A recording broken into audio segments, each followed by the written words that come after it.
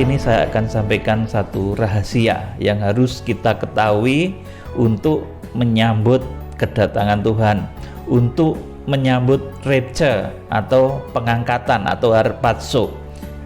Saudara, di sana ada 9 tahap menuju rapture. Ada 9 tahap menuju pengangkatan. Saudara, bagaimana bisa terjadi sampai seseorang atau jemaat atau hamba Tuhan itu diangkat hidup-hidup, nggak mati? Saudaraku, ini seperti kisah yang tidak masuk akal, seperti sesuatu yang mustahil. Tetapi ini Alkitab mencatat minimal 2 kali, saudaraku, yaitu di dalam 1 Korintus 15 ayat yang ke-51 dan seterusnya, kemudian 1 Tesalonika 4 ayat yang ke-15 dan seterusnya juga, bahwa ada orang-orang di akhir zaman itu yang enggak mati memang, saudaraku. Oleh kehendak Tuhan mereka langsung dibawa kepada Allah dan ke tahtanya. Kalau itu yang ditulis dalam Wahyu pasal 12 ayat yang ke-5. Saudara, jadi bagaimana bisa terjadi seseorang jemaat atau hamba Tuhan itu bisa nggak mati? Saudaraku, sekali lagi ini satu kisah yang mungkin banyak orang, banyak jemaat, bahkan banyak pendeta itu pesimis kalau berbicara mengenai pengangkatan, mengenai rapture. Mana mungkin kita akan manusia yang penuh dengan kelemahan? Mana mungkin manusia akan darah dan daging? Pasti akan mati, saudaraku. Nah, saudaraku, tetapi Alkitab menulis suatu ketika akan ada, dan ini harus digenapi. Dan kita berdoa, ini generasi kita yang merupakan penggenap firman Tuhan, bahwa ada sekelompok, sekumpulan orang banyak yang oleh karena kehendak Tuhan ini tidak mengalami kematian tubuh. Saudara, kemudian di dalam perjanjian lama itu, meskipun diangkat hidup-hidup tidak mati, itu merupakan cerita yang tidak masuk akal, tapi di perjanjian lama juga ada, sudah terjadi, yaitu Henokh, kemudian Elia. Mereka tidak pernah mengalami apa yang disebut mati, karena mereka dekat dengan Tuhan. Nah, saudara, di akhir zaman orang-orang yang akan diangkat hidup-hidup itu juga orang yang dekat dengan Tuhan. Bukan sembarang orang percaya, bukan semua orang benar, tetapi orang-orang benar yang kualitas imannya itu mencapai standar yang ditentukan oleh Tuhan. Saudara, adapun 9 tahap menuju rapture atau menuju pengangkatan itu berdasarkan dengan pola tabernakel, maka ada 9 bagian yang harus kita lalui.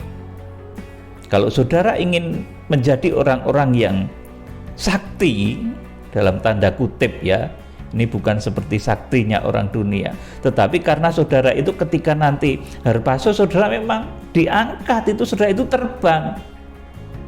Nah, terbang itu saudaraku apa enggak sakti? Sakti, saudaraku, luar biasa. Nah, untuk saudara bisa mencapai ke sana, itu ada syarat-syarat, ada tahapan-tahapan yang harus saudara penuhi. Kenapa manusia bisa sakti, bisa hebat, bisa terbang, bisa diangkat hidup-hidup ketika Tuhan Yesus datang? Karena mereka menjadi bait suci secara sempurna, hidupnya itu menjadi bait suci yang terukur. Minimal menjadi bait suci sebelah dalam, kalau Wahyu pasal yang ke-11 ayat 1 dan 2. Artinya minimal rohaninya itu ruang kudus.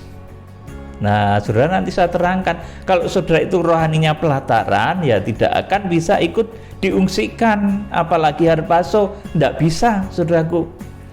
Kita akan belajar sekarang. Tahap pertama menjadikan tubuh ini bait suci Allah. Yuk kita akan membaca dulu, saudaraku, firman Tuhan di dalam 1 Korintus pasal 3 ayat 16 dan 17. Ini dasar pertama kalau seseorang itu supaya bisa nanti ikut rapture, ikut diangkat, ikut harpazo, itu dasar pertamanya menjadikan tubuh saudara ini bait suci ya saudaraku. 1 Korintus 3:16. Tidak tahukah kamu bahwa kamu adalah bait Allah dan bahwa roh Allah diam di dalam kamu? Jika ada orang yang membinasakan bait Allah, maka Allah akan membinasakan dia, sebab bait Allah adalah kudus dan bait Allah itu ialah kamu.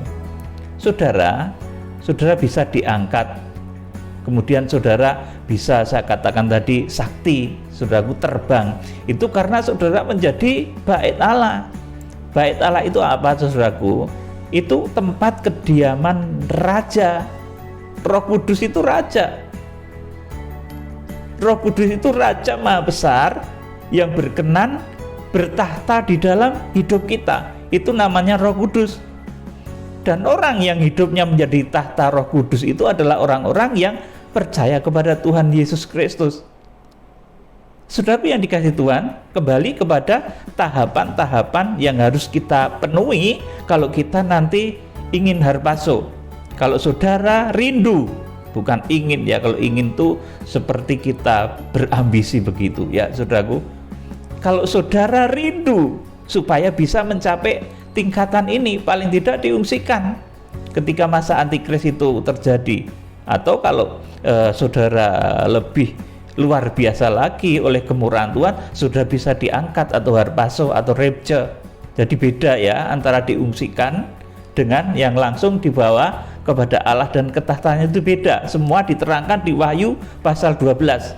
Sudah saya jelaskan di dalam pokok bahasan yang lalu tentang 3 metode Tuhan menyelamatkan umatnya di akhir zaman. Jadi beda antara yang diungsikan kemudian yang harpazo, itu beda. Saudara, kita akan belajar dari tabernakel ya saudaraku. Jadi tabernakel itu ada beberapa bagian yang penting, beberapa bagian yang utama yang harus kita ketahui. Di sini saya sampaikan ada 9 pokok bagian dari tabernakel. Dan itu menjadi 9 cara, menjadi 9 tahapan supaya nanti itu kita tempuh, kita kerjakan, dan kalau berhasil itu minimal saudara nanti bisa diungsikan ketika masa antikris terjadi. Wahyu pasal 12 ayat yang ke-6 dan ayat yang ke-14, saudara bisa pego. Teristimewa saudara nanti kalau bisa melalui tahapan-tahapan ini sampai kepada tingkat yang terakhir, tahap yang ke-9, saudara nanti akan bisa harpazo, diangkat hidup-hidup menjadi tubuhnya Tuhan Yesus Kristus. Kalau 2000 tahun yang lalu itu yang lahir adalah kepala gereja yang dilahirkan Maria, maka di Wahyu pasal 12 ayat yang ke-5 yang melahirkan seorang anak laki-laki yang akan menggembala segala bangsa dengan gada besi, itu adalah tubuhnya Tuhan Yesus, dan yang melahirkan adalah gereja Tuhan. Saudara, nah kembali langsung pada topik utama. Orang yang akan rapture atau ikut dalam masa pengangkatan ini, yang pertama sekali saudaraku, dia harus masuk ke pintu gerbang surga yang benar. Dia harus masuk mengenal keselamatan. Pintu gerbang tabernakel nomor 1 ini saudaraku. Jadi tahapan pertama itu pintu gerbang ya. Ini di dalam arti rohani apa saudaraku, saya sampaikan secara singkat saja. Sebetulnya ini kalau dikupas secara detail, pintu gerbang saja ini bisa memakan waktu 1 jam, bahkan 1 hari bisa saudaraku. Tapi akan saya sampaikan secara singkat, tetapi supaya saudara ngerti. Pintu gerbang dari tabernakel, dari bait suci, atau itu merupakan pencerminan pintu gerbang surga nantinya. Saudaraku, itu dalam hidup kita menunjuk kepada saat seseorang itu percaya, kemudian menerima Tuhan Yesus dalam penampilannya sebagai raja, sebagai hamba, sebagai anak manusia, dan sebagai anak Allah. Ini pintu gerbang saja, baru pintu gerbang. Pintu gerbang belum bisa diungsikan loh saudaraku. Orang yang baru percaya Tuhan Yesus Kristus di dalam keempat Injil, Injil Matius itu penampilan Tuhan Yesus sebagai Raja, Injil Markus itu penampilan Tuhan Yesus sebagai hamba, Injil Lukas itu penampilan Tuhan Yesus sebagai saudaraku anak manusia, dan Injil Yohanes itu penampilan Tuhan Yesus sebagai anak Allah. Itu harus mempribadi, saudara harus yakin. Tidak boleh dipisah-pisah. Saudara hanya percaya Injil Matius saja, itu penampilan Tuhan Yesus sebagai Raja. Nanti karakter saudara kalau cuma dipisah-pisah seperti itu, saudara percaya Injil Matius saja, saudaraku, nanti karakter saudara akan terbentuk menjadi salah. Karaktermu akan suka merintah-merintah terus seperti raja. Nah, oleh karena itu Tuhan Yesus tampil di dalam 4 pribadi, sebagai Raja, sebagai hamba, sebagai anak manusia, dan sebagai anak Allah. Jangan juga cuma percaya Injil Yohanes yang penampilan Tuhan Yesus sebagai anak Allah. Nanti yang dibicarakan nanti mujizat-mujizat melulu, saudara nanti jadi seperti dukun. Nah, ini pintu gerbang saja loh saudaraku. Saudara juga jangan percaya satu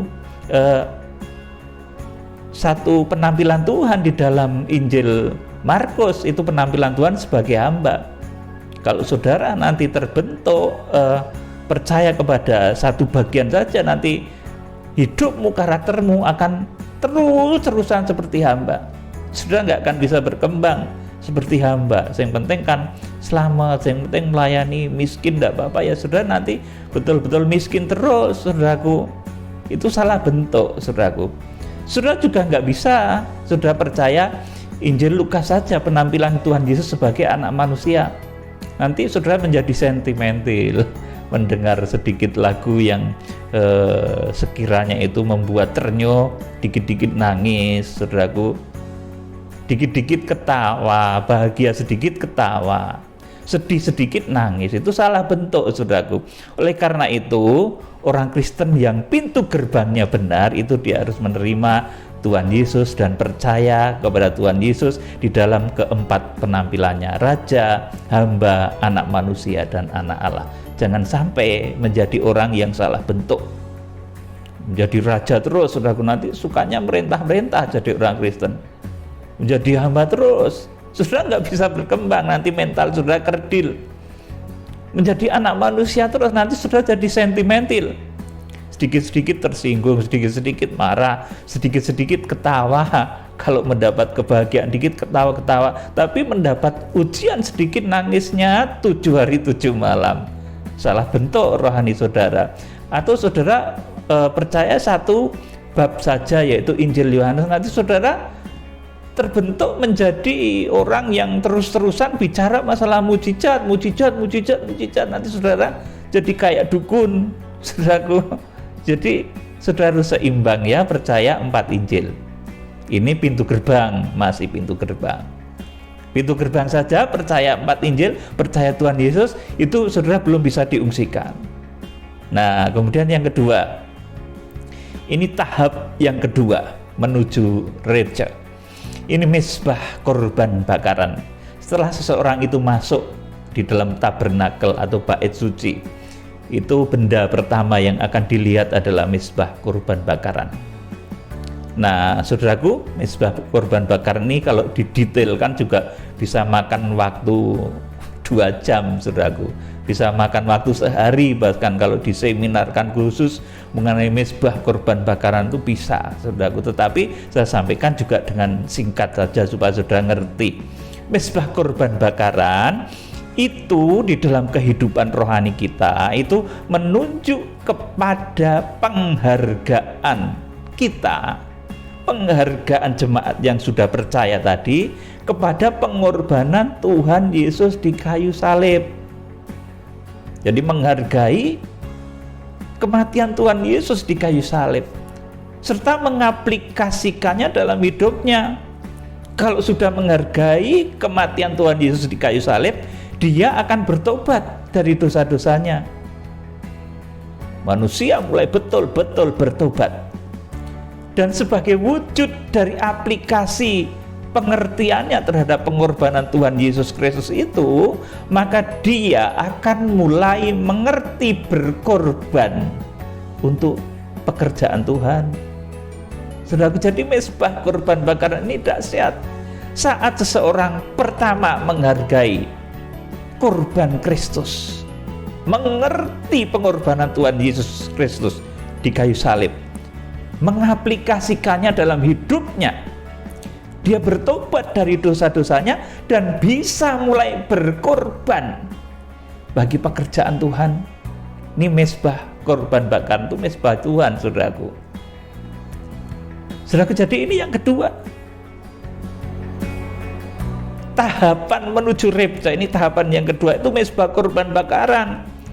Menghargai kematian dan kebangkitan Tuhan Yesus, kemudian mengaplikasikannya dalam hidupnya bertobat dari dosa-dosa, kemudian mulai mengerti pengorbanan.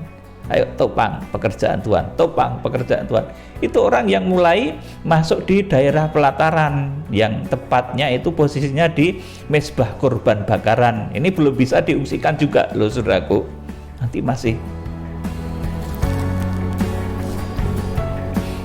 masih ada tingkatan-tingkatan selanjutnya. Selanjutnya, ini bejana pembasuhan. Saudaraku, di dalam bait suci Allah sudah masuk, kemudian ada benda pertama namanya mesbah korban bakaran. Masuk sedikit lagi ada satu benda yang namanya bejana pembasuhan. Saudaraku, ini menunjuk apa di dalam hidup kita, saudaraku? Ketika seseorang itu dibaptis dan lahir baru, menanggalkan sifat-sifat manusia lama yang penuh dengan hawa nafsu dan kedagingan, dibaptis. Baptis itu sebaiknya ya seturut dengan apa yang dicontohkan Tuhan Yesus. Baptis selam itu baik, bagus seperti yang dicontohkan Tuhan Yesus. Tapi kalau pada kondisi tertentu, saya juga tidak menyalahkan baptisan-baptisan yang lain.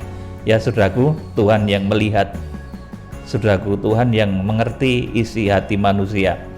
Rasul Petrus katakan, baptisan itu kiasan, saudaraku, untuk seseorang itu memulai hidup baru di dalam kesucian dan hati nurani yang kudus. Petrus katakan seperti itu. Ini bejana pembasuhan, dibaptis. Sampai di sini orang itu belum bisa diungsikan loh, saudaraku, nanti. Itu masih lingkup pelataran. Jadi orang dibaptis itu masih lingkupnya pelataran. Saudaraku, belum bisa ikut diungsikan. Karena belum ada satu kekuatan yang dahsyat yang bisa membawa dia.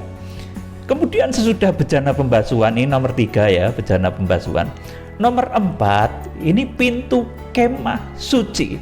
Nah, ini saudaraku, ini artinya apa, saudaraku? Nomor 4 ini pintu kemah suci ini, saudaraku. Jadi sesudah seorang itu masuk di tabernakel, bait suci pertama pintu gerbang, mesbah korban bakaran, kemudian bejana pembasuhan yang keempat nih pintu kemah suci. Seorang imam mau masuk pintu kemah suci. Itu dalam arti rohani apa, saudaraku? Ketika seseorang itu mulai diurapi Roh Kudus. Jadi mulai ada kekuatan yang masuk dalam dirinya, bukan kekuatan dari roh lain, tetapi kekuatan dari Roh Kudus. Inilah pintu kemah suci. Nah, saudaraku, karena sudah dipenuhi Roh Kudus hidupnya, maka ada kekuatan yang akan membawa dia. Nah, setelah pintu kemah ini, seseorang nanti ketika Wahyu pasal 12 itu digenapi, itu bisa diungsikan, bisa veogo. Ini baru di pintu kemah ini, saudaraku. Jadi mulai di pintu kemah ini seseorang baru bisa diungsikan, mulai dipenuhi Roh Kudus. Kalau tanda-tanda manifestasinya ada yang berkata-kata dalam bahasa lidah dan lain sebagainya, tapi itu juga bukan tolak ukur, saudaraku. Orang yang dipenuhi Roh Kudus itu akan menghasilkan buah-buah roh, itu yang lebih jelas, saudaraku. Jadi bukan dari kata-katanya. Kalau kata-kata apa bahasa yang disebut orang bahasa lidah itu belum tentu menunjukkan seseorang itu penuh atau tidak, saudaraku. Yang akan menunjukkan itu buah-buahnya. Kalau dia punya buah-buah Roh Kudus, yaitu dia penuh Roh Kudus. Seperti ditulis dalam Galatia pasal 5 itu, saudaraku. Buah-buah roh itu kasih, sukacita, damai, sejahtera. Saudaraku, jadi orang yang rohaninya masuk di pintu kemah ini, dipenuhi Roh Kudus, dia mulai saudaraku memiliki kekuatan yang ada di dalam. Kekuatannya apa? Saudaraku, yaitu Roh Kudus. Roh Kudus sudah mulai masuk di dalam dirinya. Saudaraku, sehingga ketika pengungsian itu terjadi, Wahyu pasal 12 ayat yang ke-6, mereka bisa diungsikan, bisa veogo, lari, hilang, lenyap. Saudaraku, oleh karena itu, saudaraku, di dalam kisahnya itu Filipus itu, saudaraku, dipindahkan oleh Tuhan sesudah membaptis sida-sida dari Ethiopia. Saudaraku, dalam keadaan penuh Roh Kudus barulah orang itu bisa diungsikan. Kalau tadi yang di pelataran tadi ada beberapa ya, saudaraku, saudara ingat, saya ingatkan lagi, pintu gerbang orang yang percaya pada Tuhan Yesus, kemudian mezbah korban bakaran itu menghargai korban Kristus, mengaplikasikan dalam hidup sehari-hari, bertobat, kemudian mulai bisa berkorban, kemudian bejana pembasuhan itu artinya dibaptis dan lahir baru. Orang yang 1, 2, 3 tadi itu belum bisa ikut pengungsian, saudaraku. Oleh karena itu, saudaraku, ada satu ayat di Matius pasal 24, celakalah ibu-ibu yang sedang hamil atau menyusui. Saudaraku, artinya sampai dengan bejana pembasuhan, sampai dengan kelahiran baru ini, saudaraku, dikatakan celaka. Karena apa? Karena akan tertinggal di masa antikris. Sesuai dengan Wahyu pasal 11 ayat 1 dan 2, kecualikan pelataran bait suci Allah itu, sebab ia telah diberikan kepada bangsa-bangsa lain, dan bangsa-bangsa lain akan menginjak-injak kota suci 42 bulan lamanya. Jadi yang dikatakan dalam Injil Matius, celakalah ibu-ibu yang sedang hamil atau menyusui, saudaraku, ini saudaraku, sampai di bejana pembasuhan ini imannya. Saudaraku, hamba-hamba Tuhan yang baru saja membaptis jemaatnya yang baru dibaptis, kemudian belum dipenuhi Roh Kudus, itu belum bisa diungsikan.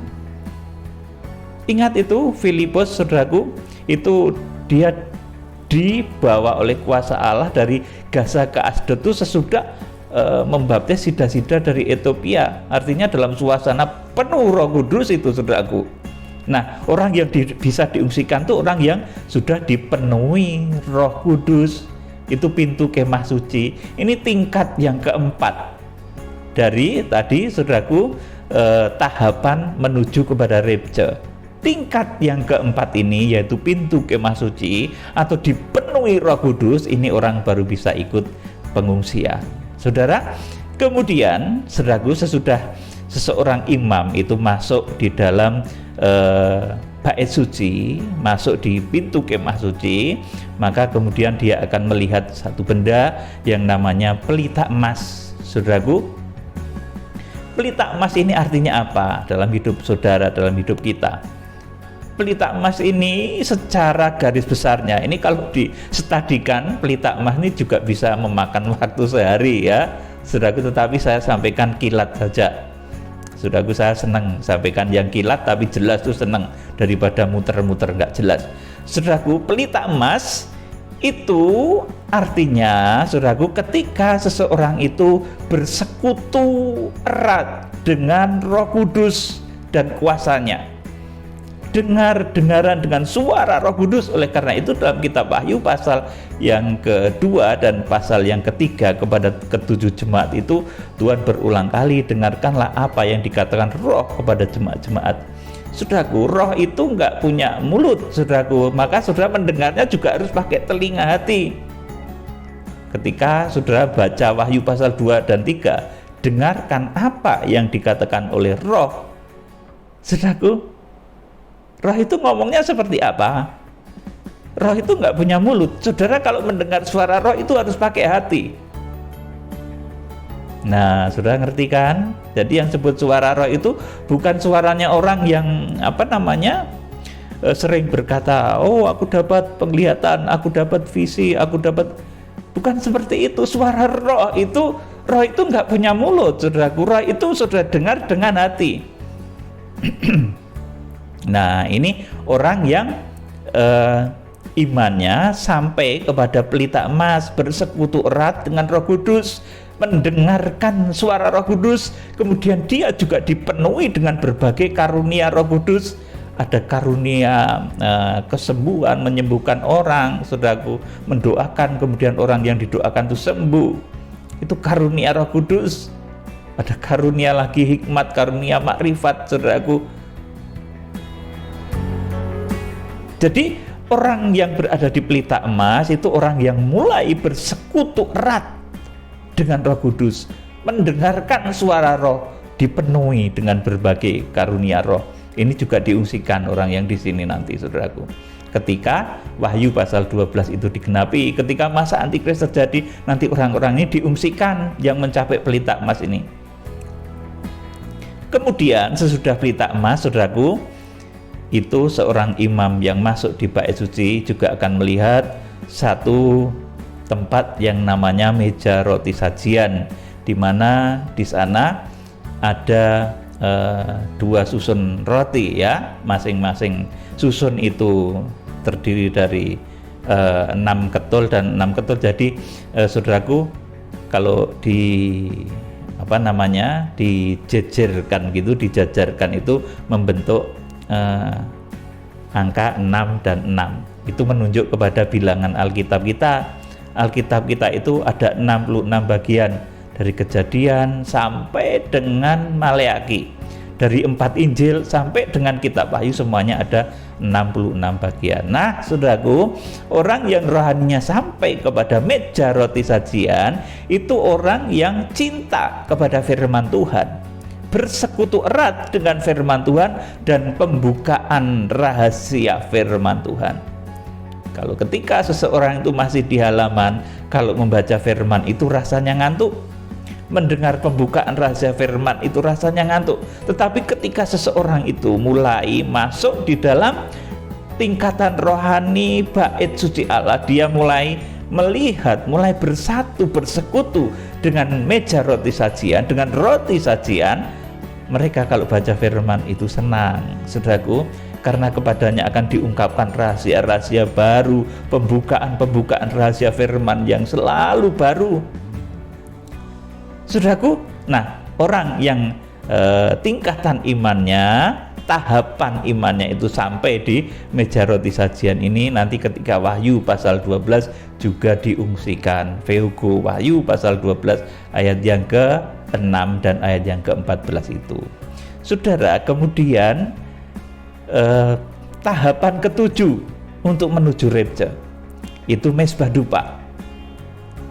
Nah, setelah orang masuk di bait suci, kemudian dia bersekutu erat dengan Roh Kudus, dia banyak mengerti tentang kekayaan rahasia firman Tuhan melalui 66 kitab Kejadian sampai dengan Wahyu itu, saudaraku. Jadi kekuatan firman yang menyatu di dalam dirinya dan kekuatan Roh Kudus yang menyatu di dalam dirinya, ini, saudaraku, akan membuat seseorang itu punya inisiatif untuk menyembah Tuhan.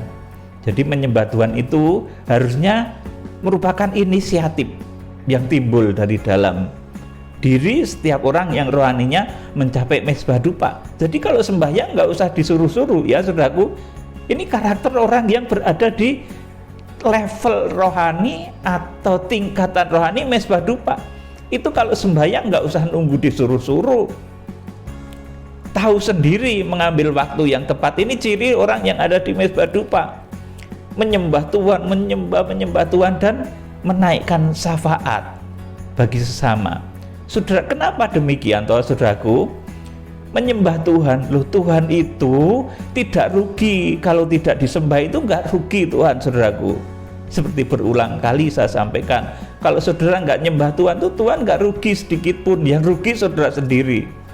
Andai kata dahulu itu Yohanes itu nggak mau menyembah Tuhan Yesus, itu Tuhan Yesus juga nggak rugi, yang rugi ya Yohanes sendiri.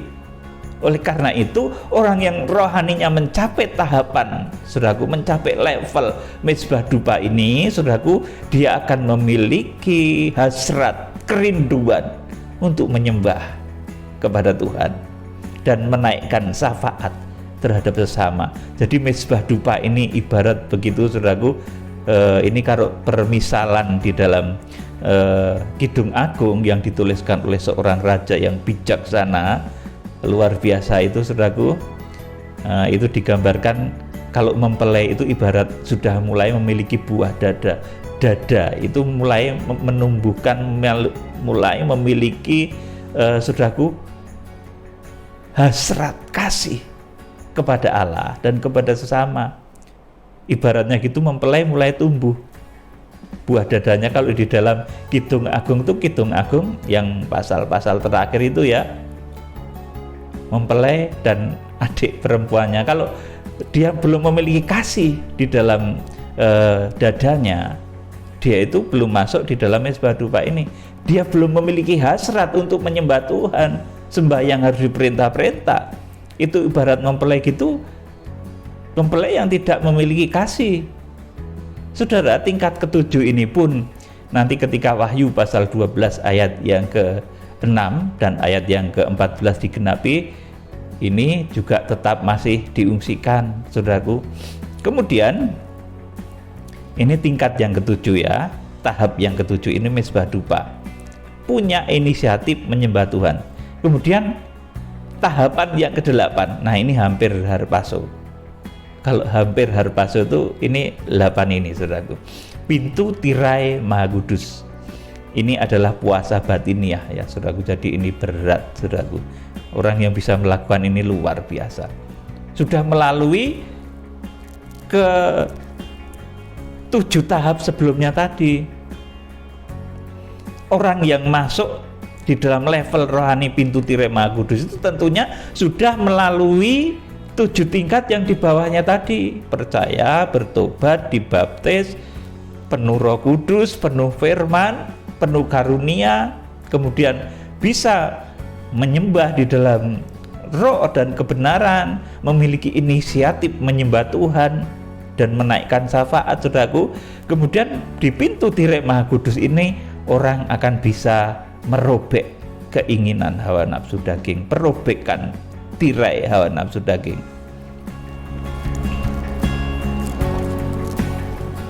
Pernah ya, saudaraku, ada satu jemaat bertanya, Pak Pendeta, bukankah tirai bait suci Allah itu sudah robek waktu Tuhan Yesus mati? Iya, saudaraku, sudah robek.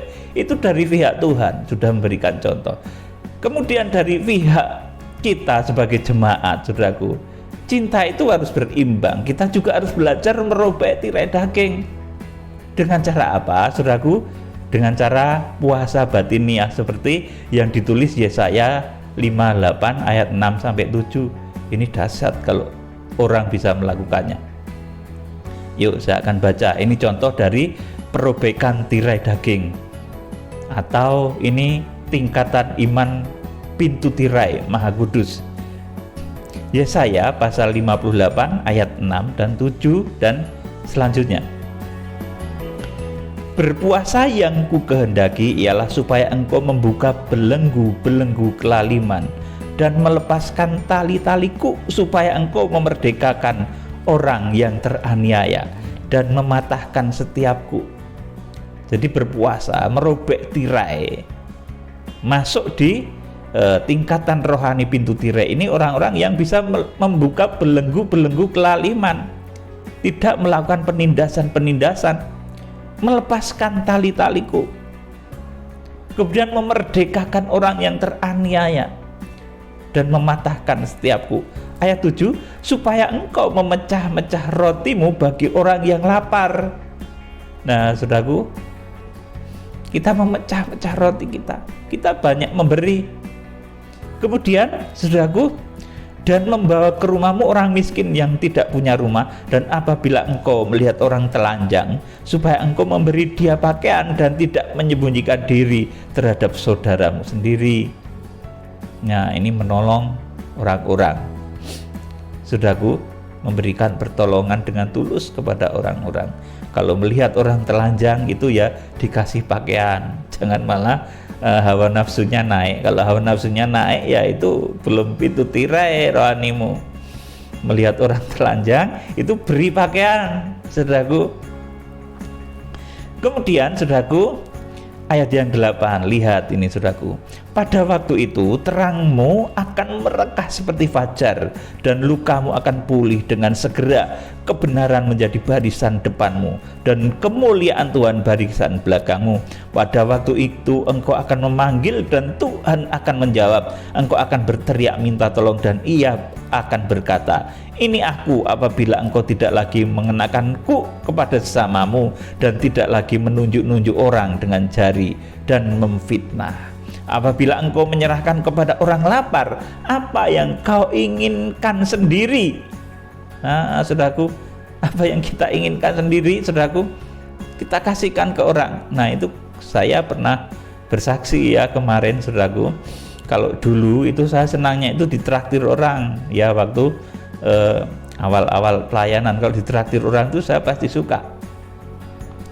Tetapi ketika, saudaraku, iman kita mulai beranjak dewasa, berkat kita juga mulai beranjak dewasa, saya itu bukan lagi suka kalau ditraktir, saya malah suka melihat orang-orang itu kalau bisa makan enak, dan saya yang mentraktirnya saya suka, saudaraku, seperti itu. Saudaraku, ini merobek tirai, saudaraku, saya melihat orang-orang makan enak itu senang, saudaraku, sebab kalau saya misalkan malah ikut-ikutan makan-makan terus ya, saudaraku, itu nggak baik untuk kesehatan, saudaraku.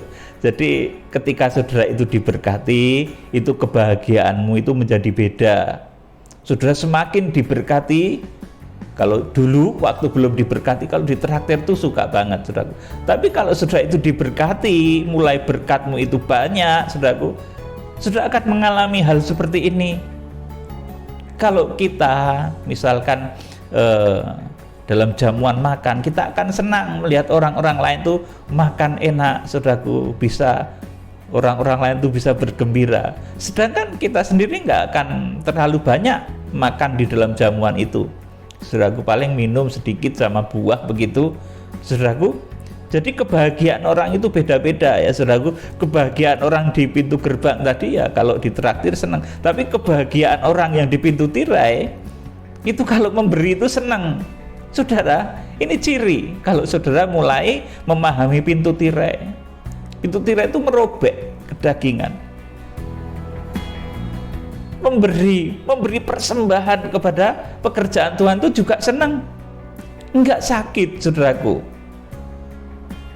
Saya itu juga kadang heran ya, saudaraku, kalau ada orang persembahan itu seperti sesuatu yang susah begitu, saudaraku. Lah persembahan itu menyenangkan loh, saudaraku. Saya itu hamba Tuhan. Saya pasti juga melakukan persembahan-persembahan, saudaraku. Saudaraku yang dikasih Tuhan, persembahan itu tidak menyakitkan, saudaraku. Enak.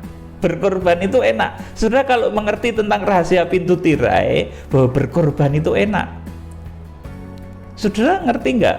Ini rahasia ruang Maha Kudus ya, saudaraku, rahasia pengantin, rahasia mempelai. Orang kalau malam pertama itu sebetulnya rasanya nggak enak, malah sakit, saudaraku. Tapi jadi nggak sakit karena enak, karena berkorban itu enak, tidak sakit. Berkorban untuk sesuatu yang dikasihnya itu enak. Tuhan itu berkorban, bahkan disalibkan, saudaraku, itu untuk mempelainya, untuk jemaatnya. Dia rela, seperti tidak merasakan sakit. Nah, ketika kita berkorban bagi Tuhan, bagi pelayanan, dengan kasih motivasinya itu, saudaraku, itu nggak sakit rasanya, saudaraku. Benar, saudaraku, dan itu menimbulkan mujizat. Tuhan setelah berkorban, setelah disalib, justru Tuhan menang atas langit dan bumi. Tuhan dipercaya 7 perkara. Anak domba itu layak untuk menerima kuasa, hikmat, kekayaan, kemuliaan itu setelah dia disalib. Saudara, tadi seperti saya sampaikan, rahasia mempelai itu, saudaraku, namanya malam pertama itu nggak enak, tetapi itu tidak menyakitkan, itu menyenangkan, saudaraku. Ini rahasia di balik tirai. Makanya ini rahasia orang dewasa. Berkorban itu tidak menyakitkan. Berkorban untuk pekerjaan Tuhan itu enggak menyakitkan, saudaraku. Itu sukacita yang luar biasa. Saudaraku yang dikasihi Tuhan, sampai suatu ketika istrinya Musa itu pernah berkata, engkau adalah pengantin darah bagiku, saudaraku. Artinya apa, saudaraku? Kalau berkorban untuk orang yang disayanginya, berkorban untuk jemaat, berkorban untuk pekerjaan Tuhan, berkorban untuk berjalannya pekerjaan Tuhan, itu nggak sakit, saudaraku. Betul-betul nggak sakit. Itu akan membuat saudara diberkati dan mengerti rahasia pintu tirai ini, puasa yang sesungguhnya ini. Apabila engkau menyerahkan kepada orang lapar apa yang kau inginkan sendiri. Saudara ingin roti, nah depan saudara ada orang lapar, rotinya saudara kasihkan orang lapar, itu puasa batin. Saudaraku yang dikasihi Tuhan Yesus Kristus, ini yang ke-8. Kemudian yang ke-9 ini yang harpaso, saudaraku. Sesudah bisa melalui 8 langkah tadi, 8 tingkatan tadi, kemudian akan bersatu di dalam kemuliaan Tuhan, di dalam Shekinah glory, cahaya kemuliaan Tuhan, di dalam tabut perjanjian Allah. Nah, orang yang bisa bersatu dengan Tuhan itu tentunya luar biasa. Nanti ini ketika Wahyu pasal 12 ayat yang ke-5 itu akan harpaso, akan diangkat langsung kepada Allah dan ketahtanya, dibawa langsung kepada Allah dan ketahtanya. Kalau sudah membaca Wahyu pasal 12 ayat yang ke-5 itu, saudaraku, jadi ada 9 tahapan untuk seseorang itu mencapai harpaso. Ya, ini harus saudara mengerti baik-baik. Dan kenapa, saudaraku, ini mulai saya ajarkan? Karena di akhir zaman itu memang akan ada sejumlah besar orang yang tidak akan mengalami kematian. Ini bukan dongeng, saudaraku. Ini bukan cerita yang tidak masuk akal. Ini merupakan sabda firman Tuhan, paling tidak tertulis 2 kali. Kita akan baca sebagai ayat terakhir, 1 Korintus 15 ayat 51. Ini sudah berulang saya sampaikan, tetapi penting. Sesungguhnya aku menyatakan kepadamu suatu rahasia, kita tidak akan mati semuanya, tetapi kita semuanya akan diubah dalam sekejap mata pada waktu bunyi nafiri yang terakhir. Sebab nafiri akan berbunyi dan orang-orang mati akan dibangkitkan dalam keadaan yang tidak dapat binasa, dan kita semua akan diubah. Amin. Ini akan ada orang-orang yang akan diubah. Saudaraku, ini saya jadi ingat ya, saudaraku, ini luar biasa sekali. Jadi kalau di akhir zaman ini akan ada orang-orang yang tidak meninggal dunia. Ya, saudaraku, 1 Tesalonika 4 ayat 15 sampai 17. Ini kami katakan kepadamu dengan firman Tuhan, kita yang hidup, yang masih tinggal sampai kedatangan Tuhan, sekali-kali tidak akan mendahului mereka yang telah meninggal. Ayat 16, sebab pada waktu tanda diberi, yaitu pada waktu penghulu malaikat berseru dan sangkakala Allah berbunyi, maka Tuhan sendiri akan turun dari surga, dan mereka yang mati dalam Kristus akan lebih dahulu bangkit. Sesudah itu kita yang hidup, yang masih tinggal, akan diangkat bersama-sama dengan mereka dalam awan menyongsong Tuhan di angkasa. Demikianlah kita akan selama-lamanya bersama-sama dengan Tuhan. Amin. Saudaraku, jadi ada 9 tahapan tadi. Pintu gerbang, kemudian yang kedua itu mezbah korban bakaran, kemudian yang ketiga itu adalah bejana pembasuhan, yang keempat itu pintu kemah suci. Ini yang pintu kemah ini sudah bisa diungsikan nanti, saudaraku. Kemudian yang kelima, saudaraku, ini adalah pelita emas, saudaraku. Yang keenam ini adalah meja roti sajian. Yang ketujuh itu adalah mezbah dupa. Yang kedelapan itu adalah pintu tirai Maha Kudus, saudaraku. Kemudian yang kesembilan itu kesempurnaan, menyatu dengan Tuhan di dalam cahaya kemuliaannya yang luar biasa. Nah, kita sebagai bait suci Allah, saudara, badanmu adalah bait suci. Kalau badanmu itu bait suci, artinya Badanmu itu istana raja yang berjalan, istana dari Tuhan. Saudaraku, kalau badanmu itu istana, pasti pertama saudara akan diperlengkapi dengan kekayaan, saudara akan diperlengkapi dengan perlindungan, saudara akan diperlengkapi dengan berbagai macam fasilitas istana. Itu pasti, saudaraku. Jadi jadikan bait suci, tubuhmu jadikan bait suci. Jadikan tubuhmu bait suci Allah, maka saudara pertama itu akan sehat. Karena bait suci Allah itu akan disehatkan sampai Tuhan Yesus datang. Saudaraku akan hidup sampai Tuhan Yesus Kristus datang. Kemudian saudara juga akan dilengkapi dengan kekayaan. Istana itu pasti diperlengkapi dengan kekayaan. Saudara, kalau saudara boleh masuk di istana mana saja, istana kepresidenan mungkin, saudaraku, istana kerajaan keraton Jogja, saudaraku, itu dipenuhi dengan kemuliaan. Kalau saudara itu bait suci, badanmu bait suci, itu saudara juga akan dilengkapi dengan perlindungan. Karena di dalam diri saudara ada rohnya sang raja, saudaraku. Kalau di istana itu ada pas pampres. Kalau saudara itu merupakan bait suci, istana Roh Kudus, saudaraku, di sekeliling saudara ada malaikat yang berjaga, ada pas pampres surgawi yang ditugaskan oleh Tuhan untuk menjaga saudara. Kiranya Tuhan Yesus Kristus, pemimpin besar gerakan Kitab Wahyu, memberkati saudara. Haleluya. Amin.